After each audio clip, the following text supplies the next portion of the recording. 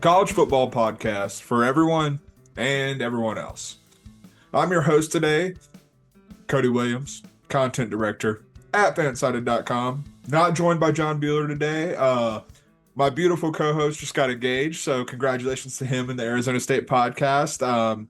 Very officially going to be an Arizona State podcast here soon, so love to see that. And congratulations to them while they're celebrating their day. Meanwhile, I'm watching week zero. I'm watching week zero and watching the Red Sox beat the absolute piss out of the Yankees. While you're here, please smash that like, smash that subscribe button, like you are facing Paul Blackburn in the ninth inning of a Red Sox Yankees game on August 23rd. Um, we're gonna get right into it. Obviously, it's early in the day. We've still got a handful of games left in the week zero slate, but we're reacting to the big game that was in week zero, and that was obviously in Dublin.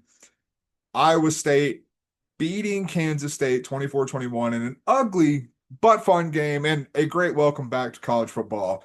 And as always on, our reaction shows, we're going a little Marty Ball with run, pass, punt.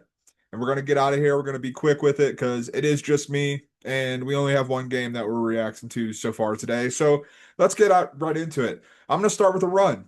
And what I'm going to start running with is Matt Campbell's going to keep Iowa State playing above their head, man. You go and you look at what happened in today's game in Dublin. It was ugly. There was rain on and off throughout the game. The field was absolutely a wreck. Both coaches mentioned it at various times. The announcing team on ESPN mentioned it multiple times. It was an absolute wreck. It was an ugly game. And let's be frank about it. Like Iowa State, who is a team that Bueller and I both have a lot of confidence in this season, the fact of the matter is there are questions about this. It's one of the reasons why when we were doing, the Big Dumper episode, I looked and I said, is a Big 12 team really going to win 10 games this season? Because I look at this and like there's flaws on a lot of these rosters. And while they're good teams, there's just going to be flaws that come up.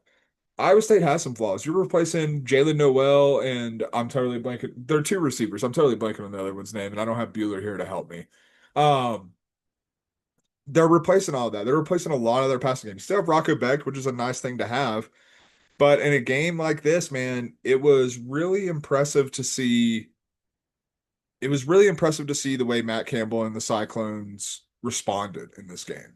They were able to come out and, after some ugly plays early and not converting on some, red zone opportunities after a muffed punt early in the game by Dylan Edwards, they responded, man. And I think what really stood out to me was the second half of this game where Matt Campbell just started playing bully ball a little bit. He realized that he had the Kansas State defensive line a little bit on his heels and that they could keep running the ball. And more than that, on the final drive of the game, sitting there at 4th and 3 with a chance to go up 6, but give Kansas State the ball with about 2 minutes, a little under 2 minutes left, he decided to go for it and end the game right there. Almost scored a touchdown. Forearm came down a little bit short, but that takes a lot of balls to do that.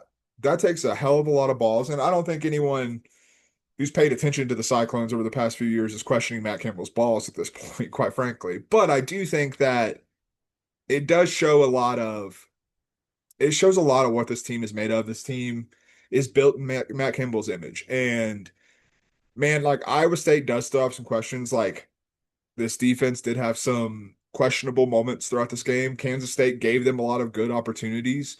The offense didn't always capitalize on all those opportunities. But when push came to shove, they got it done on both sides of the ball and were able to really be in a good spot moving forward, obviously coming home from Dublin. And I'm not sure what the ceiling for this Iowa State team is. I would assume it's probably going to be in the Big 12 title race. In fact, I would almost guarantee that Iowa State is in the Big 12 title race just because I have enough faith in this program and Rocco Becht on top of that. But at the end of the day, like I also look at this as a situation where, man, like it's gonna like they're not the team you want to see in Arlington. They're not the team you want to see with your spot in Arlington on the line because there's a good chance, and despite the fact that I think there are a hell of a lot of good coaches in the Big 12, there's a good chance you're at a coaching disadvantage. And when you're facing Matt Campbell, and I hope Jen Cohen and the USC Trojans are watching. Hope Jen Cohen and the USC Trojans are listening because this should be your next head coach.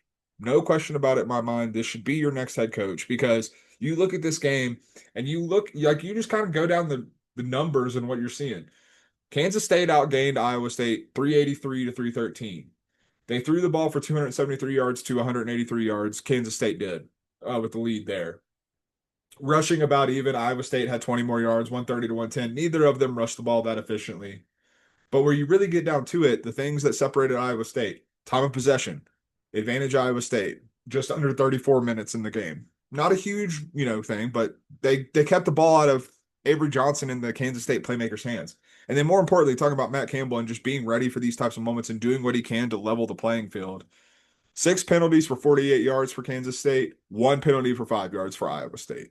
In a sloppy game, a sloppy field, that stuff matters. That is a huge thing for the Cyclones going forward. You got to play good, clean football. If there are question marks, and like the other thing to remember, this is the first game, and it's not a normal first game. You're overseas in Dublin, not a normal game week leading up to it. Week early because you're in week 0. You have all of these things going on. There's going to be a learning curve for these guys. These guys could get better, particularly in the passing game. So when you look at this, there's a lot of reason to be optimistic about Iowa State, and I think that starts with what we saw from Matt Campbell today. And what we're going to keep running with is having a ranked matchup in week 0 is freaking awesome. It's absolutely the best thing in the world. Like, I'm going to be excited for college football no matter what. Let me get that out of the way, and that's something I'll reiterate later in the show as well. I enjoy watching college football. Not really reinventing the wheel here as we're 200 and whatever episodes into this podcast. But I do think that when you look at week 0, the matchups sometimes leave a lot to be desired in terms of national scope. Like last year we had Florida State, Georgia Tech.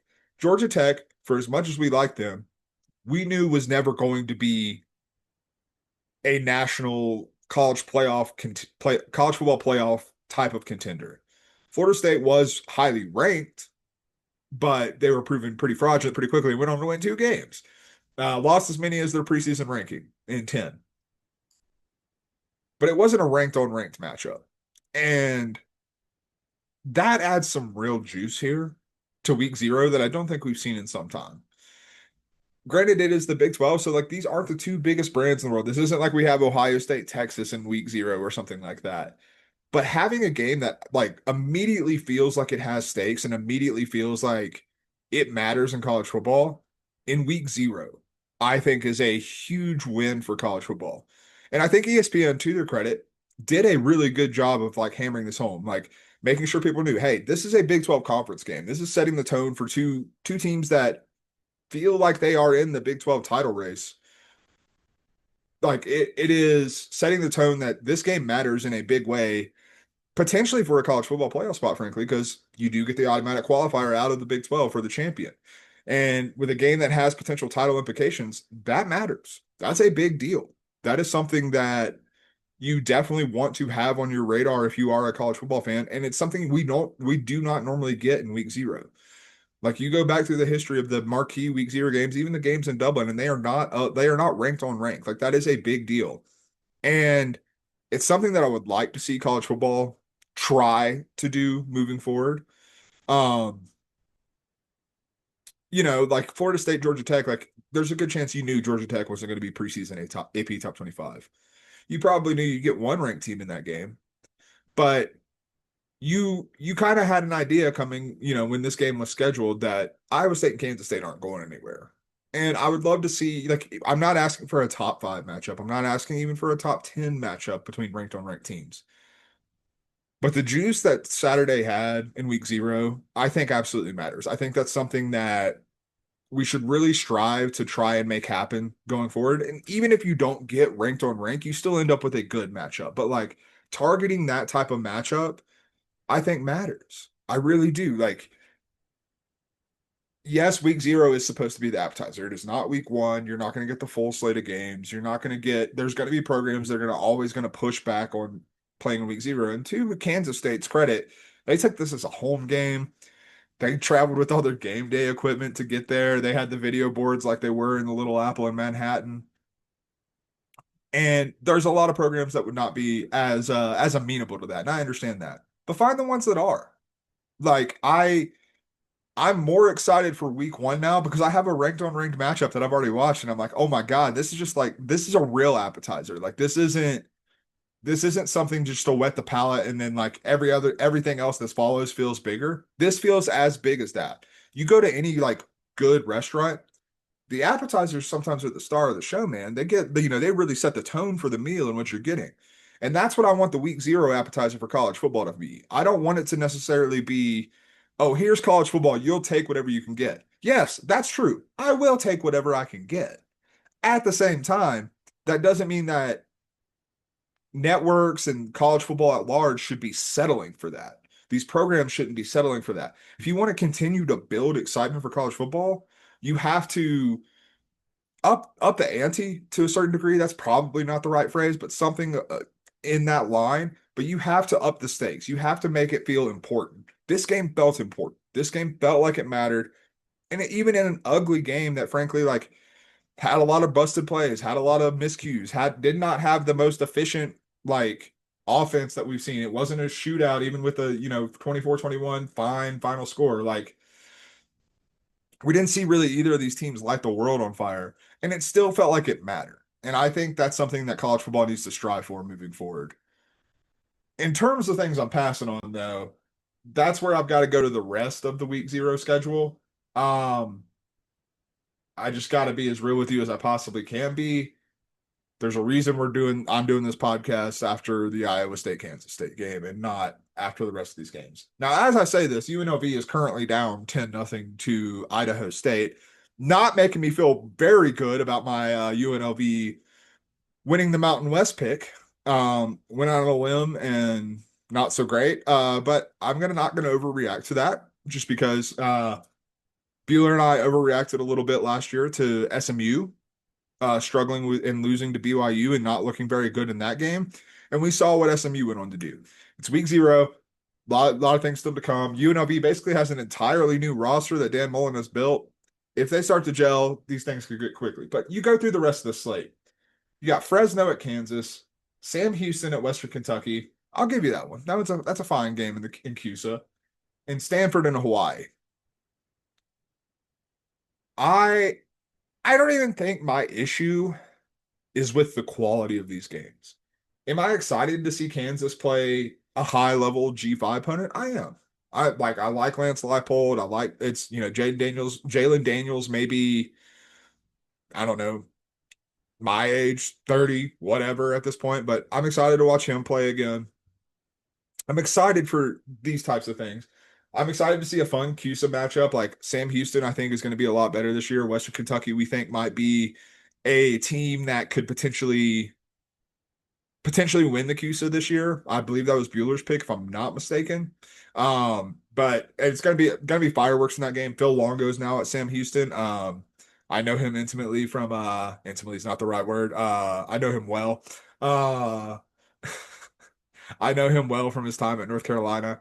But it's going to be high octane. It's going to be fun football. Stanford and Hawaii. We think Stanford's going to be pretty bad, but it's always fun to watch Hawaii. And you never know what you're going to get with the Rainbow Warriors. We know that for a fact. And so maybe this is a chance for Stanford to get a win. Maybe this is one of the highlights of Stanford's season. Again, it is not necessarily about the games that are being played. I'm excited.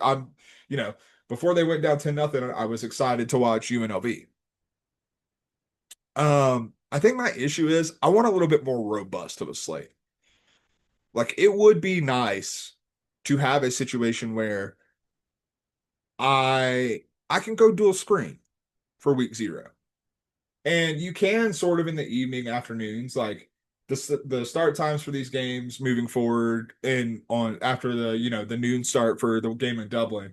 We've got one at 4:30, one at 5, one at 5:30, and then UNLV Idaho State started at 4. So like I understand that. You can do that at that point, but I would like to watch something else while I'm watching Iowa State, Kansas State too. Yes, that's where the bulk of my attention is going to be, but what if Sam Houston, Western Kentucky was going on there? And then we had 2 afternoon games and then 2 late night and then 2 night games. And then maybe the Hawaii game is the late night game. Maybe we get our first Hawaii after dark on week 0.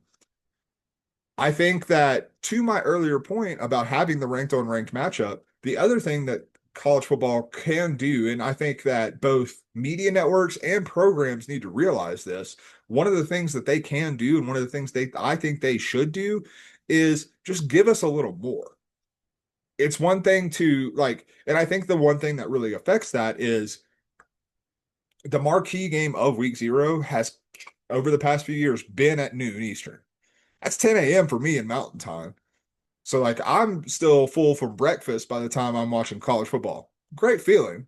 But at the same time, we're also in a situation where once that's done and I'm eating lunch, there's not really anything to like fully draw me in, and more specifically, fully draw a casual. I'm a sicko. I love this stuff. Not everyone is built like me and Bueller. Not everyone is built to watch college football constantly on Saturdays whenever it is available. You have to draw them in with something that's going to keep them there and watching. And right now, I don't think week 0 adequately does that. You look at this slate, and I just think it leaves quite a bit to be desired in that regard. And so I think moving forward, I would love to see week 0 first continue with the ranked on ranked matchups, but also just build a more robust slate. Get more bites at the apple to grab people's attention. Again, it's week 0. I understand the complications. A lot of programs do not want to play on week 0. That's 1 week less to prepare. It is a situation where you might have some weird travel if it's a neutral site game like the Dublin game. Like there's a lot of factors going on, and I'm fully aware of all of this. And I'm not saying we need to have a full slate and make week 0 essentially week 1. But I am saying give yourself more bites at the apple. I'm saying give yourself a chance to attract more fans' attention throughout this. Like, have another ranked team playing on week 0 besides the ranked on ranked matchup. Even if it's against a cupcake, I don't care. I'll watch Clemson beat the crap out of the Citadel in week 0. I do not care. But give me something more that builds that excitement for college football on the national level as opposed to the more niche sicko type level. And I think that college football would really benefit from doing that. Now I'm going to go into punt, and that's going to bring us back to the Iowa State Kansas State game and less, ethereal week 0 thoughts. And it comes down to I'm punting on burying Kansas State because they lost this game. They entered the game obviously as the preseason favorite in the Big 12, and now you're 0-1 in the Big 12, 0-1 on the season. I still think we saw some good things. And one thing I do want to point out is Dylan Edwards' one play in this entire game was muffing the punt. And then he didn't see the field again. He suffered an ankle injury at some point. It was obviously bothering him. They were trying to tape it. He was trying to stretch it out, get ready to go, but Chris Klieman ruled him out. And Dylan Edwards is a huge piece of this offense, man. They lost DJ Giddens to the NFL, and Dylan Edwards was supposed to be the lead back in this backfield. They obviously didn't have him. And Avery Johnson still went out and played pretty well. 273 yards passing, 2 touchdowns, zero interceptions, and then rushed a little bit. I think that I'm still dubious with Avery Johnson, but there were some good signs in an environment that frankly does not suit him. If you're a mobile quarterback of his ilk and you're trying to progress as a passer, a muddied, wrecked, destroyed soccer field where the conditions are wet, it's raining, spitting rain off and on, not exactly conducive to you helping you take a step forward. So that's not to say he's not going to face those conditions again, but like in this game in particular, the first game of the 2025 season, it is one of those things where I'll give him some grace, and he still played pretty decently. He is not the reason they lost this game. I do have some concerns about the K-State defense, but at the same time, I look at the first half, they did a pretty good job of mucking things up in the conditions to make sure Iowa State wasn't exactly moving the ball at will or anything of that sort. So when I look at this Kansas State team, there's obviously a lot of talent. There was obviously also a lot working against them in this game. And this really comes back to my larger point about the Big 12. I don't think there is a great team in the Big 12. I think there are a hell of a lot of good teams in the Big 12. I think Kansas State is still one of those teams. This doesn't make me feel any different. They lost to another good team on a neutral site, too, it should be said. Like, this was not a normal environment. And yeah, I'm not the biggest believer in Kansas State, but I'm also not going to write them off because of this one game. They lost by 3 points to a really good Iowa State team who was really well coached. That's not that's certainly not enough to make me look at this team after one game when we still have 13 weeks left to go in the regular season and look at it and be like, well, the Wildcats are done. There's no reason paying attention to them. I don't feel that way. Not even close. I think this is still a team that's going to be a factor in the Big 12 title race. I do want to see Avery Johnson take a step forward. And I think where I want to see him take a step forward is, interestingly enough, with his running decisions. You watch some of the decisions he make. I'm thinking most notably about, they ran a quarterback sweep on a fourth down play. And he got met at the line of, just before the line of scrimmage, by a safety who absolutely just cleaned his clock. And did not get the fourth down, didn't make the line to game. Iowa State got the ball in Kansas State territory. Bold move by Chris Klieman, which I respect. Another reason why I still think Kansas State's still in it. I still think Chris Klieman's a hell of a good coach. But you look at this more and more, and it's one of those situations where I feel like Avery Johnson is still raw in the idea of relying on his athleticism as a runner. You look at some of the quarterbacks who we see run, particularly in like I'm thinking about the NFL when I say this, but we see this sometimes with college quarterbacks as well. An example in college would be a healthy Carson Beck, not the most fleet of foot guy, not the most athletic guy you ever saw, but whenever he needs to take off and run, he gets positive yardage a lot of the time. He makes smart decisions with his running lanes, with the angles he takes, when to go down. He's smart about it. And Avery Johnson is obviously far more athletic, far more dynamic with his rushing ability. Patrick Mahomes is the example I'm thinking in the NFL. Not a, like, people make fun of his running style. Like, he does not run, he's not a fast human being by NFL standards. He would smoke me in a race, but that's what, you know what I mean. He is not a fast NFL player, and he still routinely creates positive yardage with his legs. And Avery Johnson can do that with his athletic ability alone. But if I feel like if he could progress in terms of the cuts, when he decides to turn it upfield, when he decides to take a lane, like, I feel like if these decisions were just a little more polished for him, he could be far more dangerous. Because again, in the conditions, I liked what I saw as a passer today. 21 to 30, that's nothing to scoff at. 273 yards in those conditions, nothing to scoff at. I liked what I saw from Avery Johnson as a passer today. We know he's a highly touted prospect. He's someone who has that ability in him. And so, like, I think he's already starting to make that step forward as a passer that we've all wanted to see. I actually want to see him be more dynamic as a runner. And I think it really comes down to the nuances of being a rushing quarterback as opposed to just being an athlete playing quarterback. And right now, he feels more of the athletic brand more than he does the nuanced rusher as a quarterback. But once he makes that step, and I think that step could still happen this year, because again, he's already showing progress as a passer. There's still progress to be made. He's still only in his second season as a starter, one game into it. There's a lot of grace that should be given to him in terms of the progression that he can still make. However, he didn't he didn't get the job done today, but we're not writing off Kansas State. Kansas State still got a lot of season ahead of them, and I'd be shocked if they didn't win 8 or 9 games and find themselves in the Big 12 championship picture late in the season, along with Iowa State, which, unfortunate for them that they now no longer have that tiebreaker in a conference where it feels like tiebreakers are a little more important than in other conferences because of how close things can get. But this was 3 yards and a cloud of punt from week 0. Like I said, I was going to keep it tight, keep it quick. Iowa State's 1-0. Kansas State is 0-1. Let's check in on this Idaho State UNLV game. UNLV has a touchdown. Jordan Thomas, it looks like, with a rushing touchdown.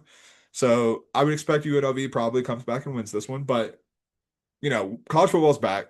Could be more excited. Would love to see week 0 present a little more meat and potatoes than we get.